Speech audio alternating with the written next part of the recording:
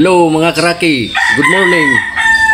Magluluto ako ng ginisang gulay. Ang tawag dito sa amin sa Bisaya ay ginamay. Ginamay, meron ako ditong gulay na sari-sari na nakaslice na. Ito mga karaki, nakaslice na itong gulay na meron dito kalabasa, sayote, sari-sari na to, nakaslice na ginamay yung tawag niyan, ginagmay.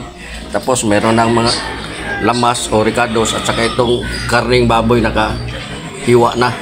Ginamay din ang tawag niyan kasi nakahiwa ng ginagmay. Yan. At ngayon, magpainit na tayo ng mantika.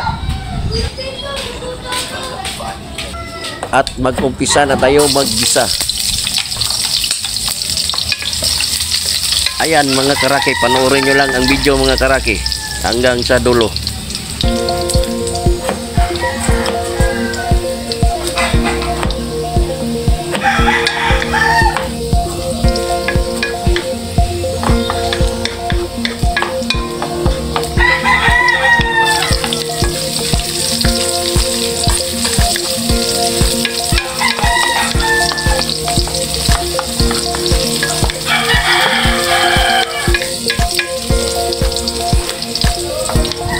Ayan na mga karaki, inilagay na ang nakamarinate na karne.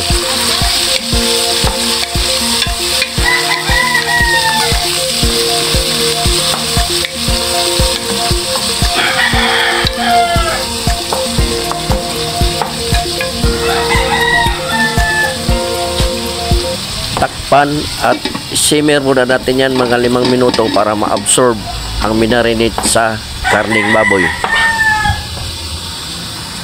After 5 minutes, ayan na mga karaki, na-absorb na ang minarinate sa karning baboy.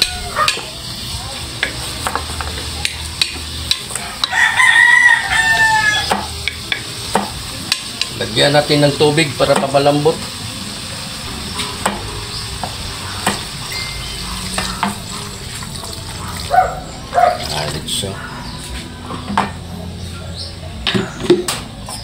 Ito siya guys, pag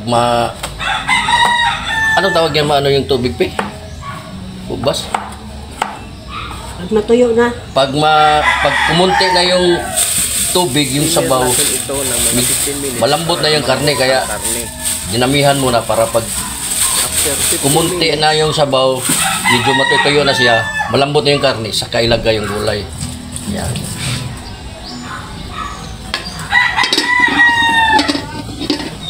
Patuyuin muna natin. Simmer natin ito ng mga 15 minutes para lumambot ang karne. After 15 minutes, ito na mga karaki, tingnan natin. Ayan na mga karaki. Kanina marami itong tubig, ngayon kumunti na. Oh, yan. Yan.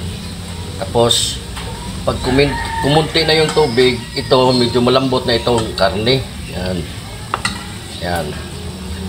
Lambot na. Pwede na ilagay natin ang gulay. Ngayon ilagay ko na ang gulay. Mga karaki, ilagay natin yung gulay.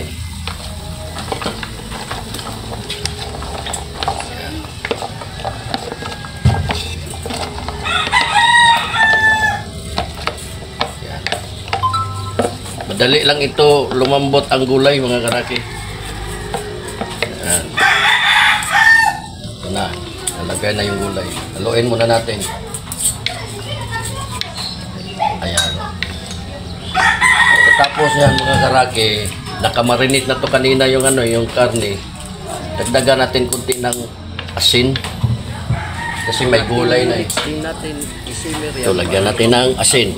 At ang karne. Ito, asin. Lagyan natin ng asin. Check muna natin. Yan. Tapos takpan muna natin para palambutin yung yung gulay.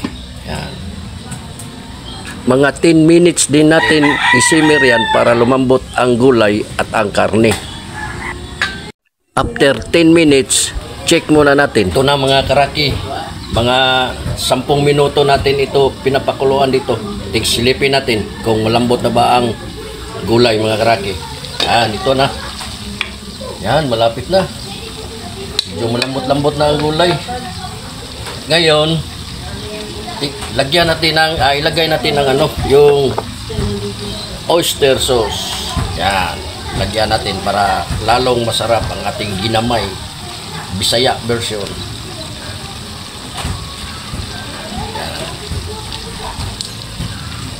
Yan mga karaki. Haluin natin para ma-mix ang oyster. Yan. Pag gusto nyo magkulay yung yung luto nyo, lagyan nyo ng aswiti para maganda ang kulay. Pwede ito, ilagyan na lang natin to para maganda ang kulay. Ha? Lagyan ko to ng aswiti para maganda ang kulay. Ito. Wala kasi yan. Ha? Aswiti oh. Be.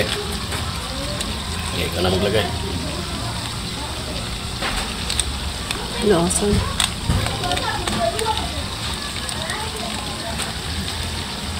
Lalaki paprika. Okay. Yan. Para maganda ang kulay. Hindi mo ba lasa-lasa na. Ano naman yan? Malapit na ito maluto Gawin natin. mga karaki. Wow. Kunting lambot pa. Hindi ako. Hindi mo ko Yan.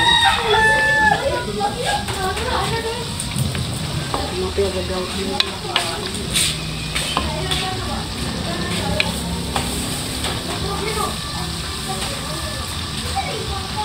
Malapit na ito maluto mga karaki. Kunting lambot pa. Kunting lambot pa.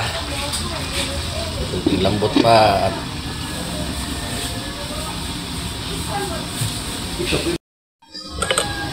Ito na mga karaki, silipin na natin kung luto na. Yan. Tingnan mo, pe. Yan. Wow. Lambot na.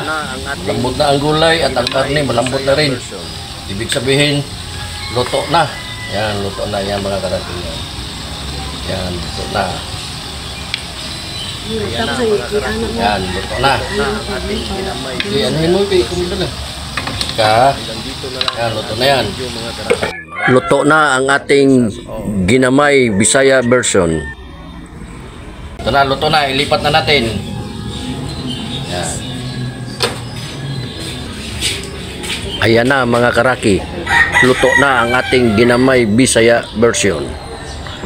Hanggang dito na lang ang aking video mga karaki. Maraming salamat. God bless us all. Thank you for watching.